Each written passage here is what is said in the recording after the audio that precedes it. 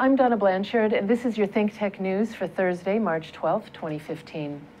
Iran's highest leader issued a sharp response to a letter to the country's leadership by Republican lawmakers, deriding it as an indication that Washington is disintegrating from within. Ayatollah Ali Khamenei, Iran's supreme leader, posted a statement on his website saying that the letter warning that any nuclear deal could be changed by a new president was a sign of decline in the political ethics and the destruction of the American establishment from within. Mr. Khamenei, who will have the final say in Iran over a nuclear deal, characterized the open letter written by 47 Republican senators on Monday as a reflection of Washington's decadence. All countries, according to the international norms, remain faithful to their commitments even after their governments change. But the American senators are officially announcing that at the end of the term of their current government, their commitments will be considered null and void, Mr. Khamenei wrote. He said the letter was a sign of declining political ethics. Most surprising, perhaps, was the fact that Mr. Khamenei appeared to continue to support the nuclear talks, despite the Republican threats that they or a possible Republican president in 2017 would try to undo any deal made. The two police officers who were shot in Ferguson, Missouri early this morning were victims of an ambush, the St. Louis County Police Chief said, hours after gunfire rang out in front of the police station during what had been largely a peaceful protest. Demonstrators and police officers alike hit the ground when the shots were fired shortly after midnight, striking two officers. Many people ran for cover and police officers dragged the wounded to safety. Other officers crouched behind cars and walls, drawing their handguns or rifles as they surveyed their surroundings. The injured officers were released from the hospital this morning.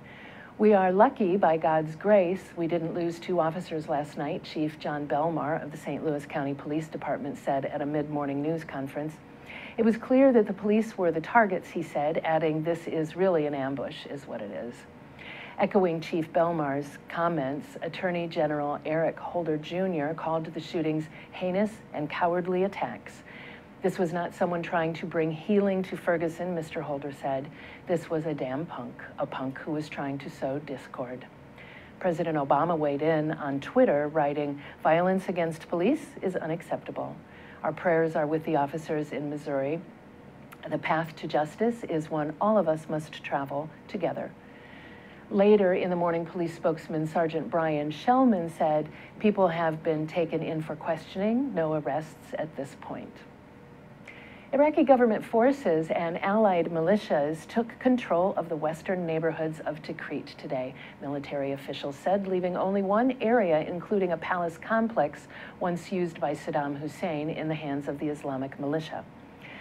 Military officials said they were confident of declaring victory within a few days in Tikrit, a central objective in rolling back the militants and the government's largest operation against the Islamic State since it swept into much of the country's north and west in June. Top Iraqi officials, including Prime Minister Haider al-Abadi, visited troops near the front lines on Tuesday night and Wednesday.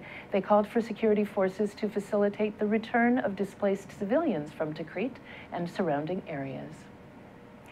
The wreckage of an Army helicopter that crashed off the Florida Panhandle on Tuesday night has been discovered. Military officials said today, adding that none of the 11 people aboard were expected to be found alive.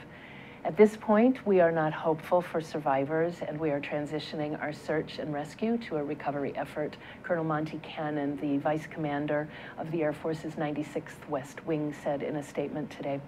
Our thoughts and prayers continue to be with the family members and the units where our soldiers and Marines call home. I'm Donna Blanchard, and this has been your ThinkTech News for Thursday, March 12, 2015. Ahui ho.